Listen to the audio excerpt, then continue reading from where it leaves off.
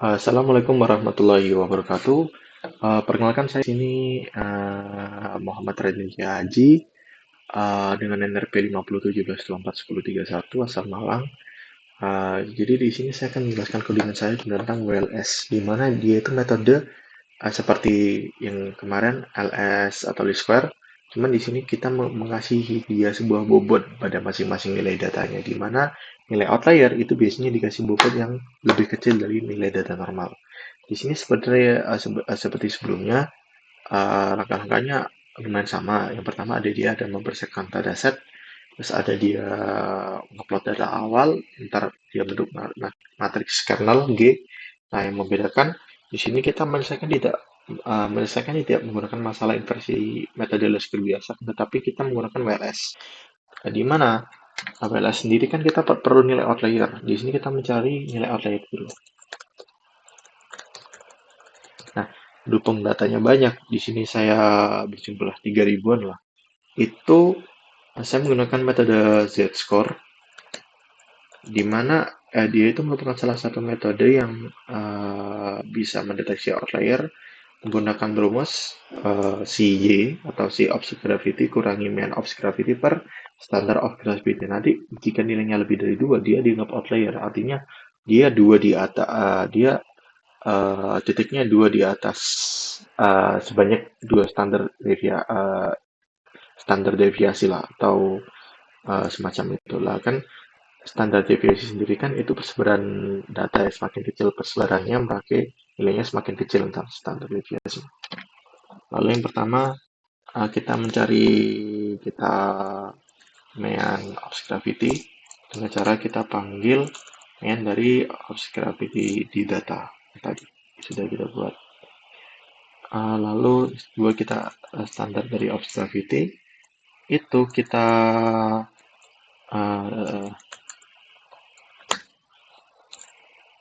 seperti inilah, kita samakan dengan bedanya di sini kita ambilnya bukannya SD. Lalu ini object gravity dari data yang di atas yang sudah kita fungsikan object gravity. Oke, kalau sudah kita masuk ke rumusnya Z-score. Jadi Z-score sendiri itu memiliki rumus dia itu si nilai object gravity-nya itu dikurangi mean dari object gravity, hasilnya nanti dibagi dengan standar dari object gravity itu sendiri. Nah, dari sini ntar kita menentukan nilai outlier. Dari sini kita tentuin nilai jika nilai Z-score-nya lebih dari 2, maka itu bisa dijadikan sebagai acuan nilai outlier yang ada. Dengan cara ya kita beri fungsi baru outlier indicates, terus kita find dari nilai absolutnya si Z-score. Terus kita lebih dari 2, harusnya ketahuan. Terus kita beri fungsi baru lagi, total outlier itu sama dengan si length dari outlier indicates. Mana lagi?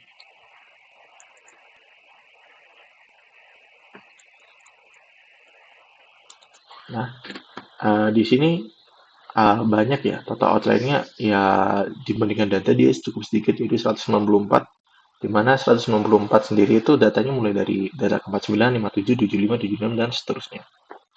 Banyak 194 ini. Lalu jika sudah, kita menerapkan WLS. Di mana rumus dari WLS kan, mohon maaf, kita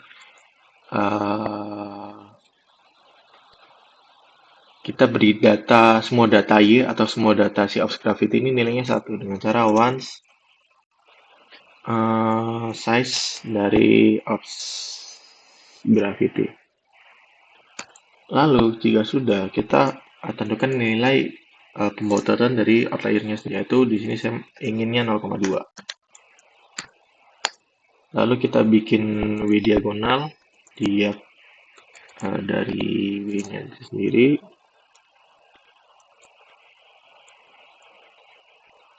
Lalu kalau sudah harusnya bisa, oke bisa, diode. Lalu kita tampilkan display, tampilkan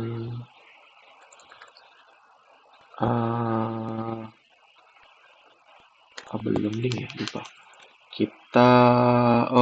Kita masuk ke rumus, masukkan rumus WLS. Di mana dari WLS sendiri ini sama dengan kita inverse dari, sebenarnya rumusnya mirip G transfer, cuman membedakan ini dikali W. Itu saja. Jadi W dikali G terus dikali sama G transpose kali W kali ops gravity-nya. Lalu kita bikin YFIT. YFIT-nya ini sama dengan G kali G transpose kali CM WLS-nya. Ini buat prediksi WLS-nya. Terus kita plotkan. Itu plot elevation sebagai X, terus YFIT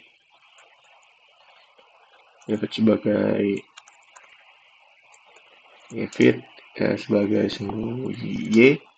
Lalu saya ingin buat dia garisnya seperti ini. Terus ini line width-nya. Line width-nya kita buat 2, lalu display name-nya kita beri judul WLS width gini, lalu kita tutup kurung, terus kita gini, terus legend-nya kita show-kan, kita show, terus X labelnya kita beri judul elevation dan bentuk meter. Y labelnya kita bentuk, kita kasih nama ops gravity dalam bentuk angle kan di sini. Lalu title-nya kita beri nama WLS fit with outliers atau menggunakan outlier. Selesai, kita grid-nya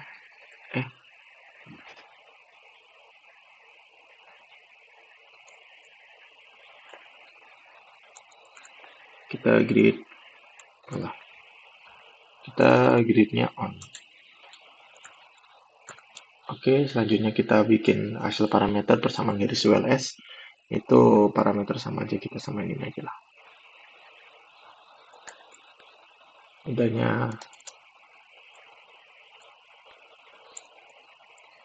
Bedanya ini M-nya MWLS aja. MWLS sama ini WLS.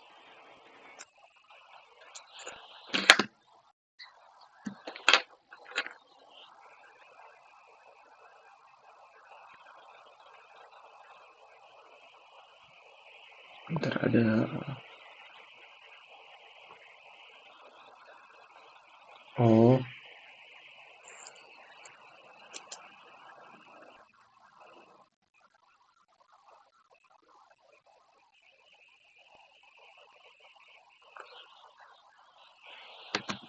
sebentar ada error. Bukan gitu, transpose, maaf. Nah, jadi inilah hasil dari WLS fit menggunakan outlier. Didapat model seperti ini. Lalu didapat juga kemiringan atau slope yaitu min 0,1917 dan interceptnya itu hampir sama 9788,61. Nah, di sini slope-nya beda dengan hasil sebelumnya, di mana hasil sebelumnya itu dia kalau kita ini kan dia min 0,1961, sedangkan hasil yang sekarang ini min 0,1917 gitu. Jadi outlier mempengaruhi ya, di mana jika kita menerapkan outlier bisa dibilang datanya fitnya itu lebih akurat gitu. Karena pembobotan nilai-nilai outliernya tuh kita buat jadi kecil lah atau rendah sehingga tidak terlalu mempengaruhi dari garis fitnya nanti begitu. Sekian mungkin itu saja dari saya Pak. Mohon maaf sebelumnya jika ada salah kata perbuatan. Saya pamit undur diri. Wassalamualaikum warahmatullahi wabarakatuh.